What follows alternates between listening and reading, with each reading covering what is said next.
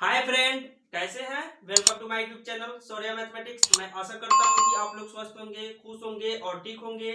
और मेरे previous lecture को आप लोग जरूर देखे होइएगा। तो इसके प्रीवियस लेक्चर में मैं आप लोगों को Bihar board official model set के शॉर्ट आंसर क्वेश्चन 20 तक बताया था। तो आज के लेक्चर में मैं आप लोगों को उसके जस्ट नेक्स्ट वाले क्वेश्चन को बताऊंगा। तो आइए, आज का मेरा जो क्वेश्चन होगा क्या होगा 21। तो आइए, क्वेश्चन नंबर 21 में कह रहा है find the vector product of the vectors a vector, sorry यहाँ पे वेक्टर होगा, यहाँ पे गलती से लिखा गया था, ठीक है। तो यहाँ पे हमको दो गो वेक्टर दिया हुआ है और दोनों वेक्टर का हमें क्या कर रहा है, वेक्टर प्रोडक्ट पूछ रहा है। यानी कहने का मतलब है हम वेक्टर में मल्टीप्लाई दो तरह से करते हैं, एक डॉट प्रोडक्ट या स्केलर प्रोडक्ट। यानी कहने का मतलब है जब हम दो वेक्टर में मल्टीप्लाई करेंगे और हमें क्या मिले, स्केलर मिले, तो उसे हम क्या बोलेंगे, डॉट प्रोडक्ट या स्केलर प्रोडक्ट बोलेंगे। और फिर दूसरा में क्या होता है, वेक्टर प्रोडक्ट, या उसी को हम क्या बोलते हैं, क्रॉस प्रोडक्ट बोलते हैं। यानी कहने का मतलब जब दो वेक्टर में हम गुना करेंगे और हमें एक तीसरा वेक्टर मिल जाए तो उसे हम क्या बोलेंगे, वेक्टर प्रोडक्ट या क्रॉस प्रोडक्ट उसको बोलेंगे। तो यहाँ पे क्या कर रहा है, वेक्टर प्रोडक्ट पूछ रहा है। तो यहाँ दो को वेक्टर दिया हुआ है, दोनों वेक्टर का क्या करेंगे, क्रॉस प्रोडक्ट निकालेंगे। तो आइए सॉल्यूशन में एज गिवन वेक्टर्स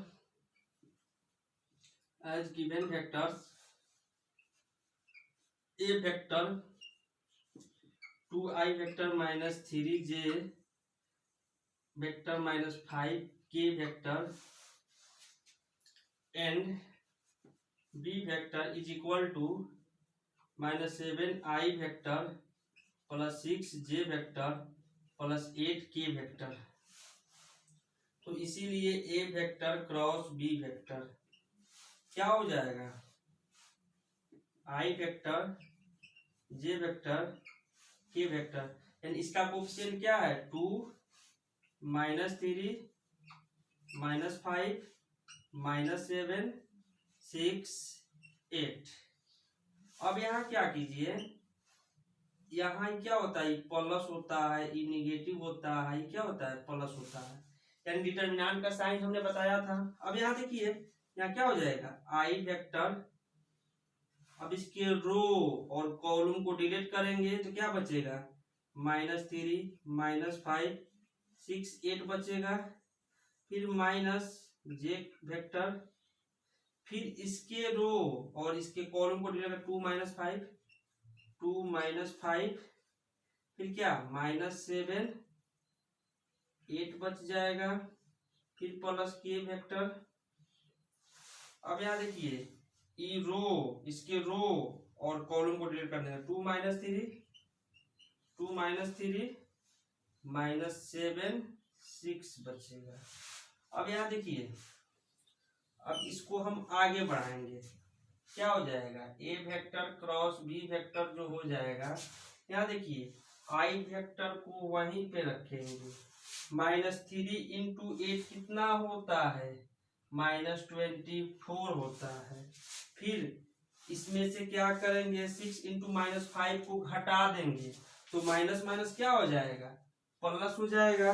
और 6 इंटू 5 कितना होता है, 30 होता है, कोई दिक्कत। फिर यहाँ देखिए, माइनस जे वेक्टर 2 इंटू 8 कितना होता है, 16 होता है। फिर 16 में से माइनस 7 इंटू माइनस 5 को घटाएंगे तो माइनस माइनस प्लस, अब फिर प्लस माइनस माइनस हो जाएगा। 7 इंटू 5 क्या होता है, 35 हो जाएगा। फिर यहाँ क्या हो जाएगा, प्लस के वेक्टर। अब यहाँ देखिए, 2 इंटू 6 कितना होता है, 12 होता है। अब माइनस 7 इंटू माइनस 3 यानी प्लस 71 घटेगा तो क्या हो जाएगा, माइनस 21 घटेगा। अब यहाँ देखिए, यानी 6 2 जा 12 हमने लिख दिया।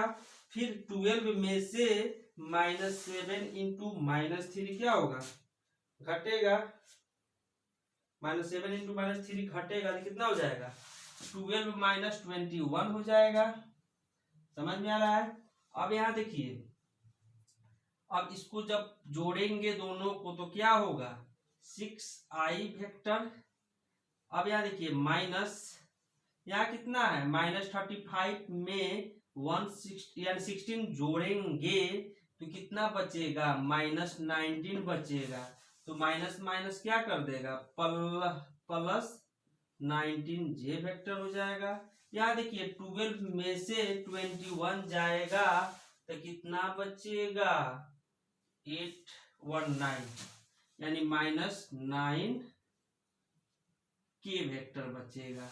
तो यहाँ पे दो गो वेक्टर का वेक्टर प्रोडक्ट पूछ रहा था, तो हमने दोनों का जब क्रॉस प्रोडक्ट मिला तो हमें क्या मिला, वेक्टर मिला।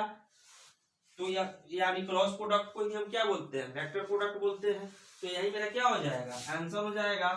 तो आइए इसके बाद मैं आप लोगों को नेक्स्ट क्वेश्चन बता रहा हूं, तब तक इसको आप लोग लिखिए।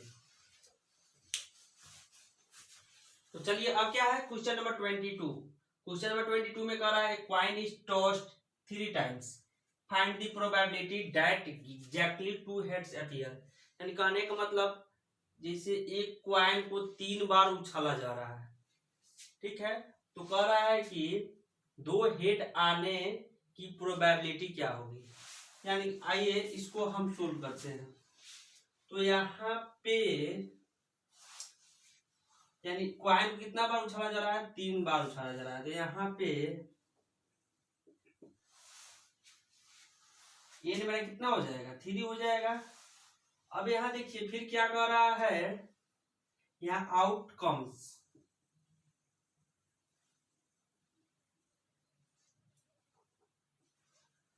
आउटकम्स मेरा क्या कह रहा है, यहाँ आउटकम्स में क्या, गेटिंग 2 हेड्स। अब यहाँ देखिए, तो यहाँ प्रोबेबिलिटी, यानी हमने हेड को क्या मान लिया, P मान लिया, तो प्रोबेबिलिटी ऑफ हेड क्या हो जाएगा, 1/2 हो जाएगा।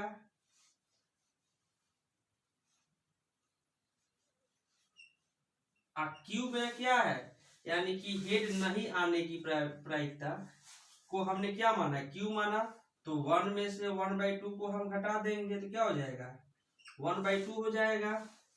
अब यहाँ देखिए,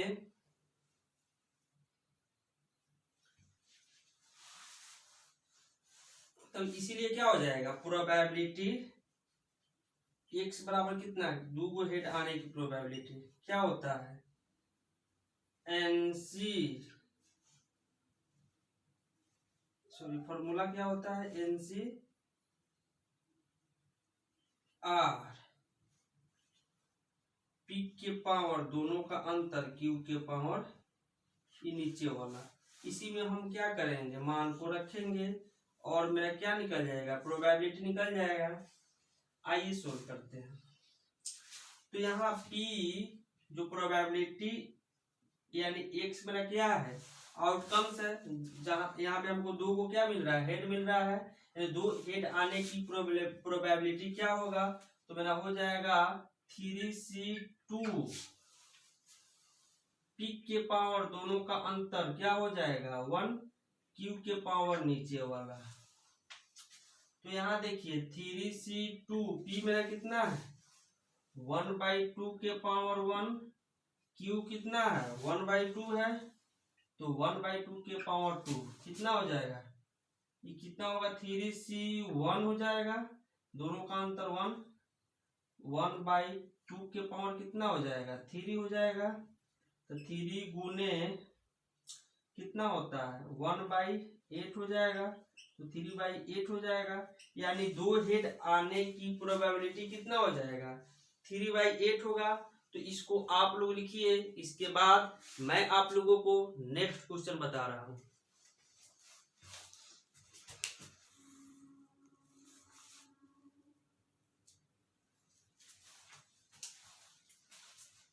अब आइए क्वेश्चन नंबर 23 में कह रहा है solve the following linear programming problem.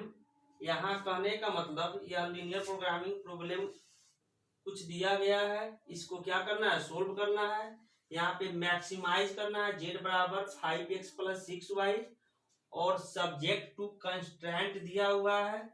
यानी इसका हम सबसे पहले क्या करेंगे, सॉल्यूशन में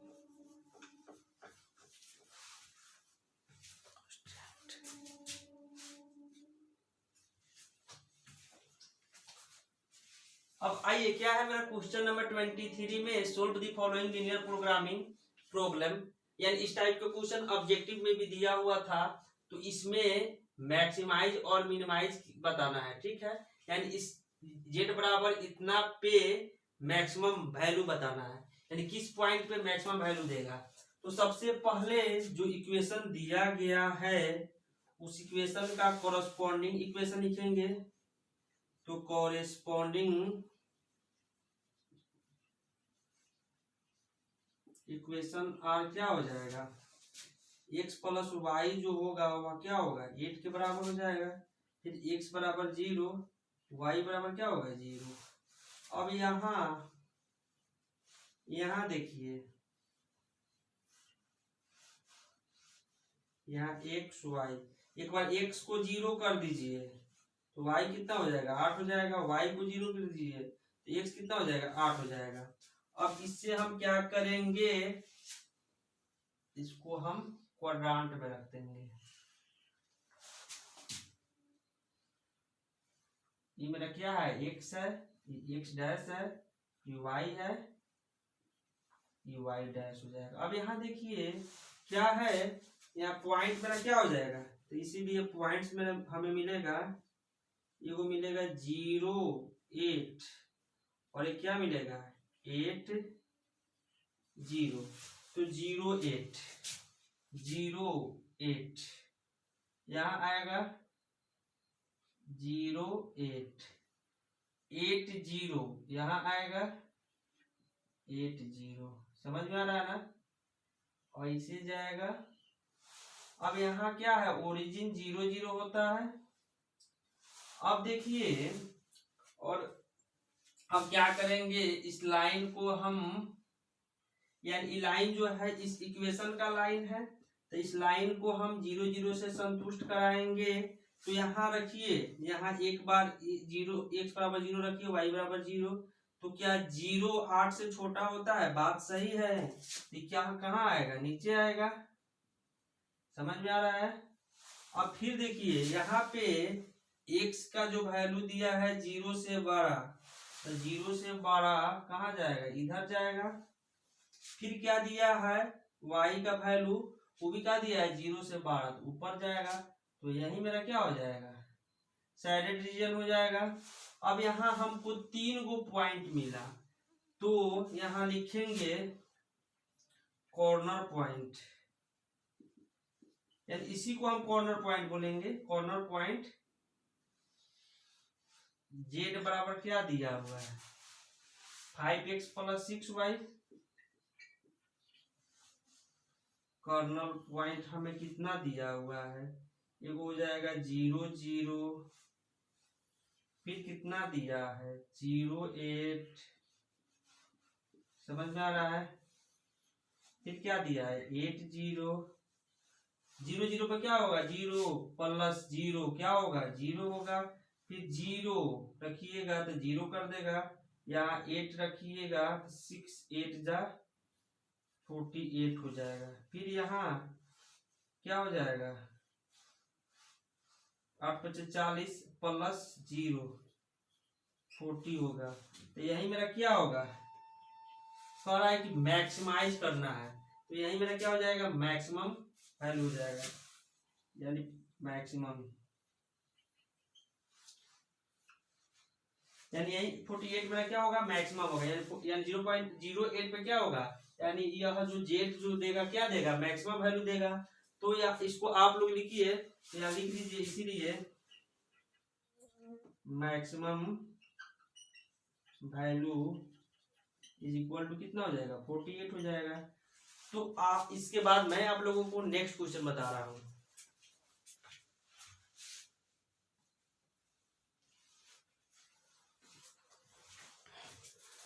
अब ये क्या है मेरा क्वेश्चन नंबर 24 में find the rate of change of the area of circle with radius r बराबर 6 centimetre with respect to its radius r।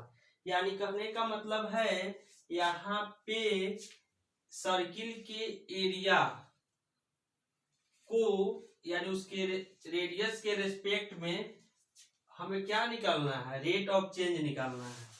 तो यहाँ पे हम क्या करेंगे, सबसे पहले हम सर्किल के एरिया को a मान लेंगे। तो यानी एरिया ऑफ सर्किल क्या होता है, एरिया ऑफ सर्किल को हम क्या मानेंगे, a बराबर क्या होता है, पाई आर स्क्वायर होता है। तो रेट ऑफ चेंज हम किसके रेस्पेक्ट में करेंगे, आर के रेस्पेक्ट में, यानी कि एरिया सर्किल के एरिया को आर के रिस्पेक्ट में हम क्या करेंगे, यानी रेट ऑफ चेंज करेंगे। तो यहाँ क्या हो जाएगा, डी ए बटा डी आर बराबर क्या हो जाएगा, पाई मेरा कांस्टेंट है, डी आर स्क्वायर बटा डी आर। समझ में आ रहा है। तो यहाँ हो जाएगा डी ए बटा डी आर बराबर क्या हो जाएगा, 2 बगल में आएगा, 2 पाई आर हो जाएगा।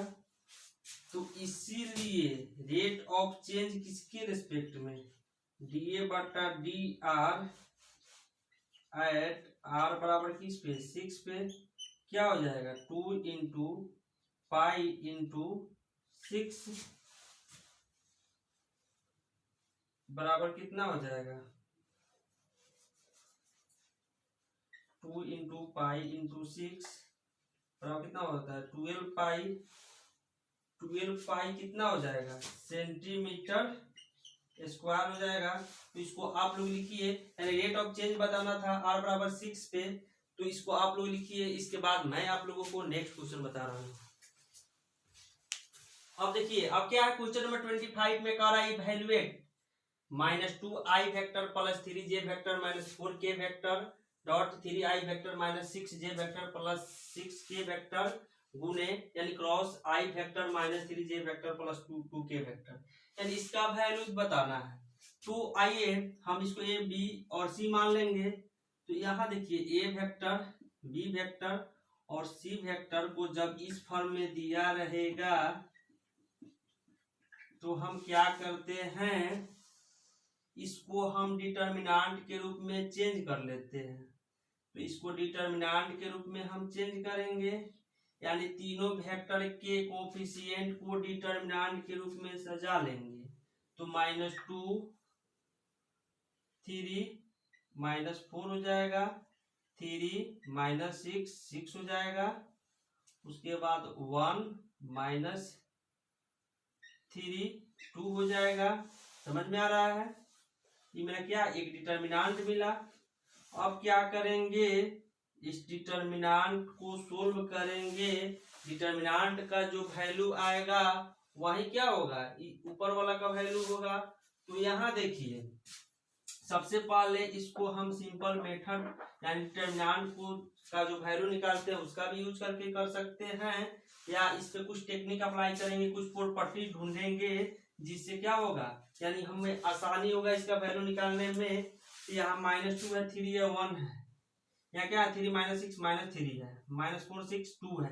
तो यहाँ देखिए, यहाँ -4 6 2 में से अगर 2 को बाहर कर देते हैं तो यहाँ -2 3 1 बच जाएगा। तो क्या होगा, C1 और C3 मेरा सिमिलर हो जाएगा, यानी दोनों इक्वल हो जाएगा, दोनों सेम हो जाएगा। तो क्या होगा, डिटर्मिनेंट का वैल्यू 0 कर देगा। तो यहाँ देखिए 2 हम जब बाहर निकालेंगे तो क्या हो जाएगा, -2 3 1 3 -6 3, यहाँ क्या होता है -2 3 1 हो जाएगा। अब यहाँ देखिए, यहाँ since C1 and C2 C3 are similar, so value of del will be 0, तो यहाँ क्या हो जाएगा 2 इंटू 0 बराबर क्या हो जाएगा 0। तो यहाँ देखिए, यहाँ यानी इसको इवैल्यूएट करना था, इसका वैल्यू निकालना था, तो इसका वैल्यू क्या होगा 0 होगा। तो इसको आप लोग लिखिए, इसके बाद मैं आप लोगों को नेक्स्ट क्वेश्चन बता रहा हूँ। अब आइए क्वेश्चन नंबर 26 में कह रहा है find gof and fog if fx is equal to 8x cube minus gx is equal to x के पावर 1/3, यानी x के पावर यहाँ क्या दिया है 1/3 दिया है। तो यहाँ गॉफ और फॉग बताना है। तो आइए इसको हम सोल्व करते हैं। ये बहुत ही लॉजिक वाला क्वेश्चन होता है, इसमें थोड़ा दिमाग का यूज किया जाता है। तो गॉफ इज इक्वल टू क्या होता है जी एफ एक्स होता है। समझ में आ रहा है? गॉफ इज इक्वल टू क्या होता है जी एफ एक्स होता है। तो इसको हम क्या बोलेंगे जी एक्स बोलेंगे। तो जी एक्स इज इक्वल टू क्या होता है एक्स के पावर 1/3 होता है। समझ में आ रहा है ना? तो यानी जी एक्स मेरा कितना है, यहाँ एफ एक्स को हम रखेंगे, कितना हो जाएगा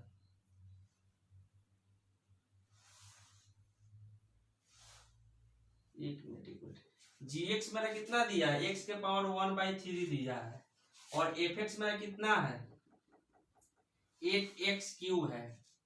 तो यहाँ कितना हो जाएगा जी 8x³ हो जाएगा, यानी मेरा gx हो गया। और gx इज इक्वल टू कितना होता है x का पावर 1/3, यानी x जो है ना ये x का पावर कितना हो जाएगा 1/3 हो जाएगा। समझ में आ रहा है? कहने का मतलब जी एफ एक्स, तो एफ एक्स मेरा कितना है 8x³ है, तो हमने 8x³ रख दिया। अब जी एक्स हो गया, तो जी एक्स इज इक्वल टू क्या दिया है x के पावर 1/3 दिया है, तो ये x का पावर 1/3 हम कर देंगे। तो यहाँ क्या हो जाएगा 2x के पावर क्या हो जाएगा हम 3 लिख सकते हैं, पावर 1/3। अब यहाँ देखिए 2x के पावर 3 गुने 1/3 कट के क्या हो जाएगा 2x हो जाएगा। यानी हमें गॉफ पूछ रहा था तो मेरा गॉफ निकल गया, यही क्या हो जाएगा आंसर हो जाएगा। अब यहाँ देखिए एंड अगेन, अब क्या हमको निकालना है फॉग निकालना है। Again fog is equal to क्या होता है एफ जी एक्स होता है। इसको हम क्या लिख सकते हैं एफ जी एक्स को हम क्या लिख सकते हैं एफ जी एक्स को एफ एक्स मेरा है एफ एक्स, इसको एक्स मानिए। तो एफ एक्स मेरा क्या दिया है 8x³ दिया है, तो यहाँ 8 रखेंगे और जी एक्स का क्या हो जाएगा क्यू हो जाएगा। समझ में आ रहा है? 8x³ हम लिख सकते हैं। अब यहाँ देखिए, अब यहाँ जी एक्स का वैल्यू क्या दिया है x के पावर 1/3 दिया है, तो x के पावर 1/3 यहाँ 3 हो जाएगा। अब यहाँ देखिए 8 क्या हो जाएगा x के पावर 1/3 इंटू 3 कट के क्या हो जाएगा 8x हो जाएगा। तो यही आंसर हो जाएगा। तो यहाँ पे हमको गॉफ और फॉग निकालना था, तो हमने निकाला। इसको आप लोग लिखिए, इसके बाद मैं आप लोगों को नेक्स्ट क्वेश्चन बता।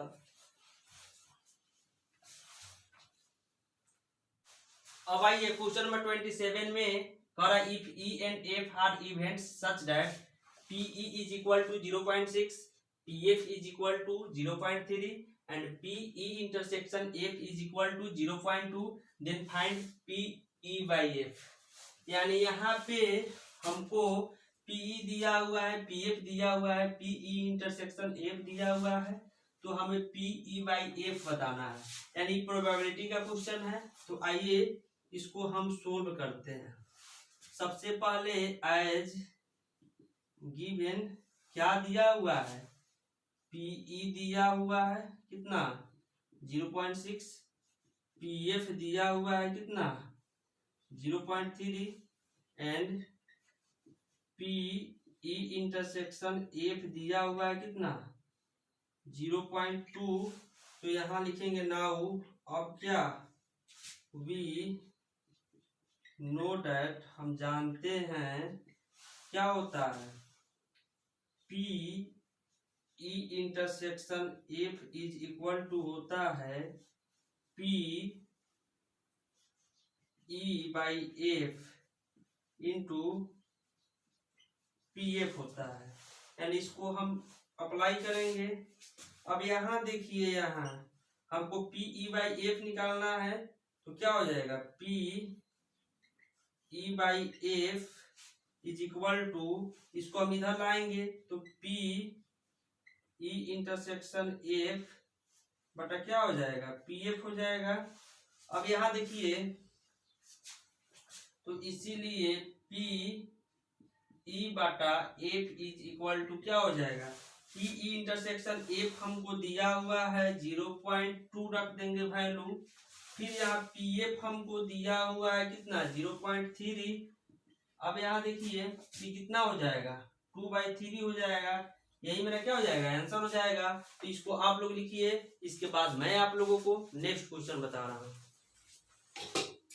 अब आइए, क्या है क्वेश्चन नंबर 28 में कह रहा है, 2 dice are thrown simultaneously, find the probability of getting a sum 9 या 11। कहने का मतलब यहाँ कह रहा है, 2 गो पसा को लगातार फेंका जा रहा है, तो यहाँ पे यानी कि सम 9 और 11 दोनों को लगातार एक साथ फेंका, सिमुलटेनियसली फेंका जा रहा है, ठीक है ना। तो कहने का मतलब है हमें दोनों का सम 9 और 11 आने की प्रोबेबिलिटी क्या होगा। अब यहां देखिए, अब आइए क्या है ना,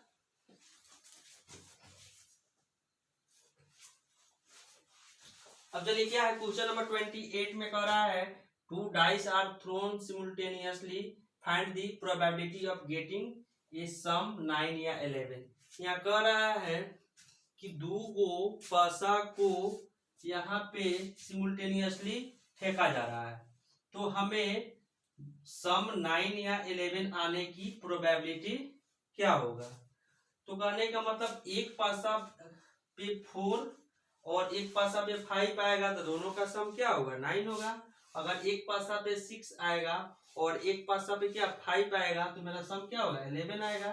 तो यहाँ पे 2 गो पासा को फेंका जा रहा है, तो यहाँ पे नंबर ऑफ सैंपल स्पेस कितना हो जाएगा, यहाँ नंबर ऑफ सैंपल स्पेस कितना हो जाएगा, 36 हो जाएगा। यानी NS इसको हम शॉर्ट में लिख सकते हैं, कितना हो जाएगा, 36 हो जाएगा।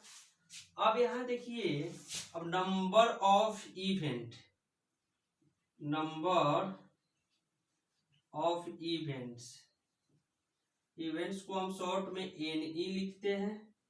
तो नंबर ऑफ इवेंट मेरा क्या हो जाएगा, क्या दिया है, सम ऑफ 9 या 11। तो अगर एक पासा पे कितना आएगा, 4 आएगा और दूसरा का पासा पे 5 आएगा, तो दोनों का सम 9 होगा। फिर एक पासा पे 3 आएगा और एक पासा पे 6 आएगा, तो दोनों का सम 9 होगा। फिर एक पासा पे क्या 5 आएगा और एक पासा पे 4 आएगा, तो दोनों का सम क्या होगा, 9 होगा। फिर एक पासा पे 6 आएगा और एक पे 3 आएगा, तो दोनों का सम क्या होगा, 9 होगा। फिर अब कह रहा है 11, तो एक पासा पे 5 आएगा और एक पासा पे 6 आएगा, फिर एक पासा पे 6 आएगा और एक पासा पे 5 आएगा। तो यहाँ पे नंबर ऑफ इवेंट कितना हो जाएगा, 1 2 3 4 5 6 हो जाएगा। That is number of event 6 हो जाएगा। तो इसीलिए P इज इक्वल टू क्या होता है, नंबर ऑफ इवेंट NE बटा NS होता है। तो NE मेरा कितना है, 6 है। नंबर ऑफ सैंपल स्पेस कितना है, 1/36 है। कट के क्या हो जाएगा, 1/6 हो जाएगा, 1/6 हो जाएगा। इसको आप लोग लिखिए, इसके बाद मैं आप लोगों को नेक्स्ट क्वेश्चन बता रहा हूं। अब चलिए क्या है, क्वेश्चन नंबर 29 में कह रहा है इवैल्यूएट 1 से 2 रूट अंडर लॉग एक्स बटा एक्स इंटू डी एक्स का इंटीग्रेशन, यानी इस इंटीग्रेशन का वैल्यू निकालना है। तो आइए हम इसको सोल्व करते हैं। तो इसको हम क्या मान करेंगे, इसको हम आई मान लेंगे। तो आई इज इक्वल टू क्या, 1 से 2 रूट अंडर लॉग एक्स बटा एक्स इंटू डी एक्स। फिर यहाँ क्या हो जाएगा, 1 से 2 root under log x into 1 by x into d x लिख सकते हैं। अब लॉग एक्स को हम क्या मानेंगे, जेड मानेंगे। तो let log x is equal to z, तो डी लॉग एक्स बटा डी एक्स बराबर डी जेड बटा डी एक्स। तो यहाँ 1 by x into d x बराबर क्या हो जाएगा, डी जेड हो जाएगा। अब यहाँ देखिए, तो इसीलिए आई जो मेरा होगा, अब यहाँ देखिए, यहाँ एक बार x के जगह पर 1 रखिए तो log 1 का वैल्यू क्या होता है, 0 होता है। फिर यहाँ एक बार x के जगह पर 2 रखिए तो log 2 का वैल्यू क्या होता है, log 2a रखेंगे, ठीक है। अब यहाँ देखिए 1 by x into d x क्या dz हो जाएगा। यहाँ रूट जेड इंटू dz हो जाएगा। फिर 0 से log 2 जेड के पावर क्या 1 बाई 2 इंटू डी जेड। यहाँ क्या हो जाएगा, 0 से log 2 इसके पावर में एक जोड़ेंगे तो क्या हो जाएगा 3 बाई 2। यहाँ नहीं, ऐसे नहीं करेंगे। अब यहाँ देखिए, अब इसके पावर में एक जोड़ेंगे उतना ही से भाग दे देंगे। तो जेड के पावर 3 बाई 2 बटा 3 बाई 2 क्या हो जाएगा, 0 से log 2 हो जाएगा। अब यहाँ देखिए, तो 2 बाई 3 जेड के पावर 3 बाई 2 0 से log 2 हो जाएगा। यहाँ देखिए, यहाँ 2 बाई 3 जेड के जगह पर हम क्या रखेंगे, log 2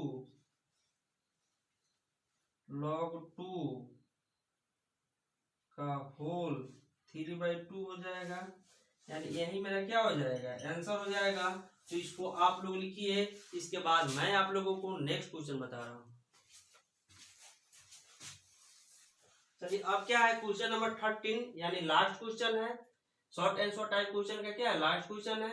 इसमें कर रहा है solve 2x plus 3y minus 5 into d x plus 3x minus 2y minus 1 into d y बराबर 0।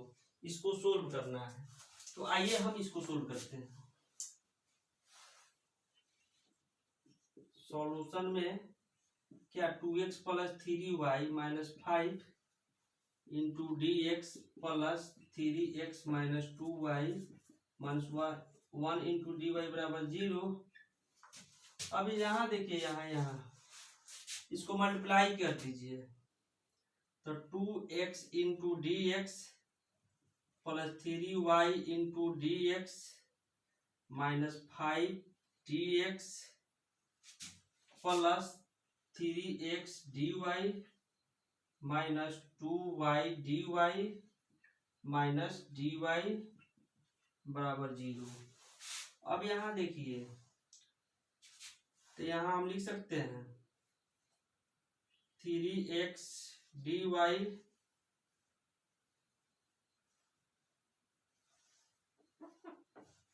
3x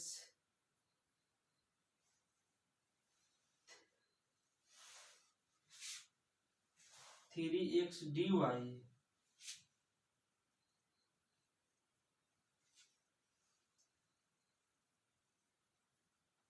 plus 3y d x plus 2x d x minus 5 d x minus 2y d y minus d y बराबर 0। अब यहाँ देखिए इसको हम क्या करेंगे, 3 common लेंगे तो क्या हो जाएगा, x d y plus y d x plus 2x d x minus 5 d x minus 2y d y minus d y बराबर 0। अब क्या करेंगे, इसको इंटीग्रेट कर देंगे तो इसको हम लिख सकते हैं, इतना के जगह पर हम लिख सकते हैं डी एक्स वाई। तो यहाँ देखिए 3 इंटीग्रेशन डी एक्स वाई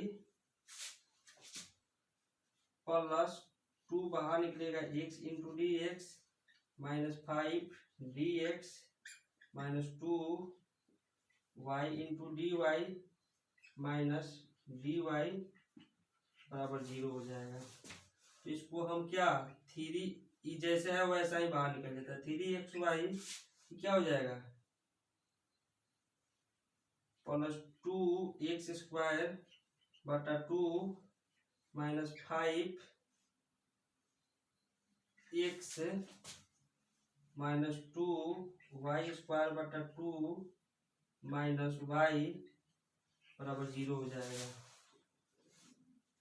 अब यहाँ देखिए 3xy कटेगा, यहाँ plus x square minus x minus y square minus y बराबर 0 हो जाएगा। यही क्या हो जाएगा, आंसर हो जाएगा। तो इसको आप लोग लिखिए। और आज का लेक्चर मेरा यहीं पे एंड होता है और आप लोगों से रिक्वेस्ट है कि आप लोग कृपया मेरे वीडियो को शेयर कीजिएगा, लाइक कीजिएगा और मेरे चैनल को सब्सक्राइब कीजिएगा और बेल आइकन को दबाइएगा ताकि मेरे वीडियो का हर नोटिफिकेशन आप लोगों तक पहुंच सके। जय हिंद, जय भारत।